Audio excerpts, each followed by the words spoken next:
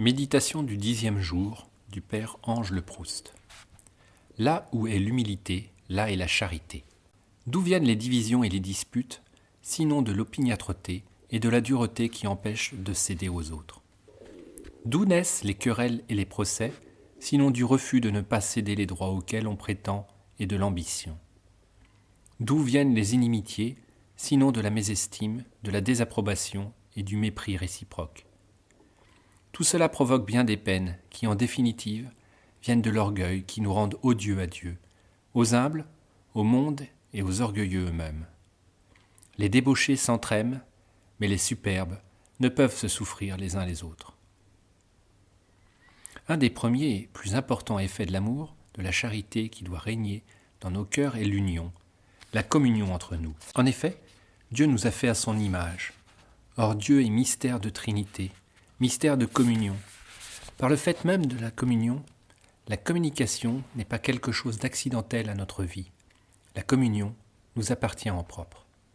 Cette union, cette communion entre nous tous a été détruite ou tout au moins affaiblie par le péché.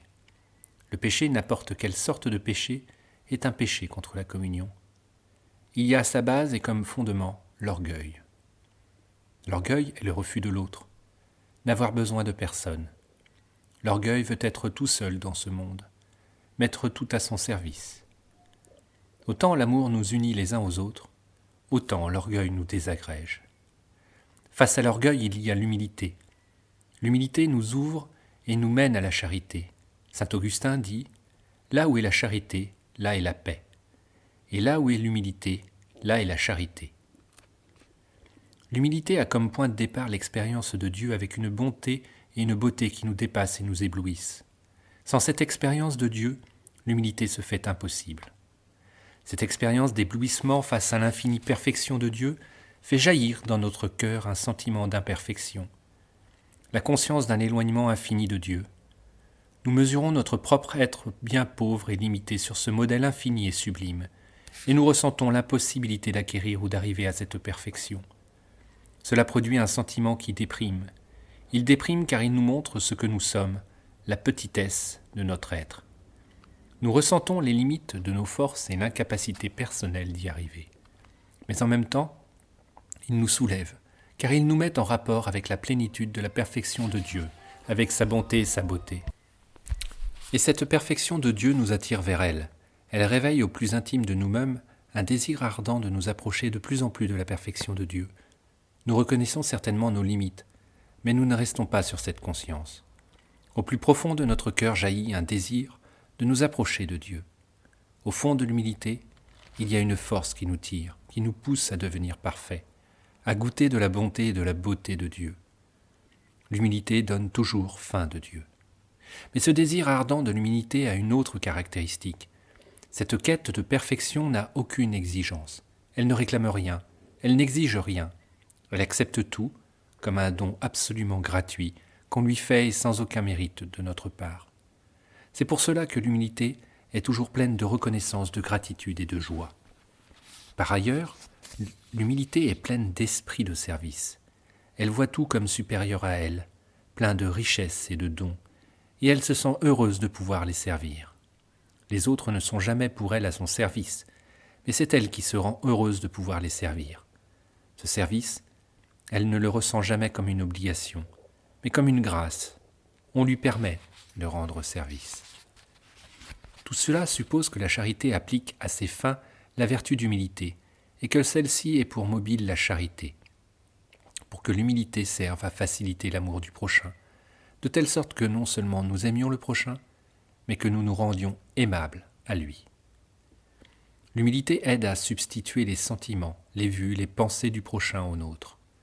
Elle nous fait nous mettre à sa place pour nous donner à faire pour lui ce que notre amour propre souhaiterait pour nous-mêmes.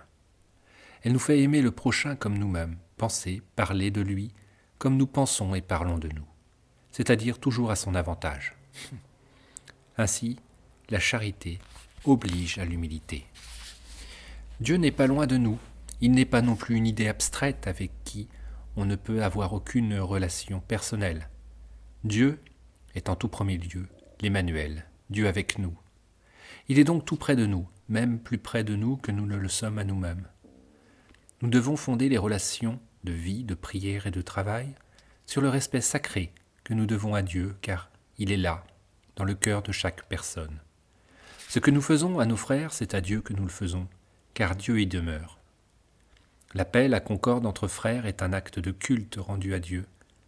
Nous honorons Dieu quand nous nous honorons les uns les autres. Cette habitation de Dieu en nous nous fait temple de Dieu, maison où Dieu habite. Dieu habite en nous. Chacun est temple de Dieu. Mais nous sommes aussi temple de Dieu ensemble. La communauté est une église à petite échelle, et l'église est le vrai temple de Dieu. Lorsque nous sommes vraiment frères, nous devenons ensemble temple de Dieu. Saint Augustin fonde notre union sur un plus solide motif.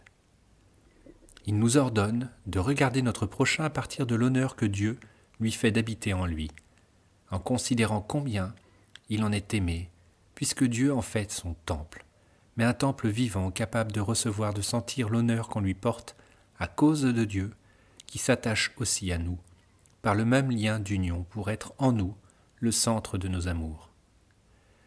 C'est l'humilité qui nous fait reconnaître Dieu présent chez nos frères, et c'est elle aussi qui se trouve à la base et comme fondement de toute union, de toute communion. Là où l'humilité est absente, la paix se fait impossible. Là où la charité est, là est la paix. Et là où est l'humilité, là est la charité.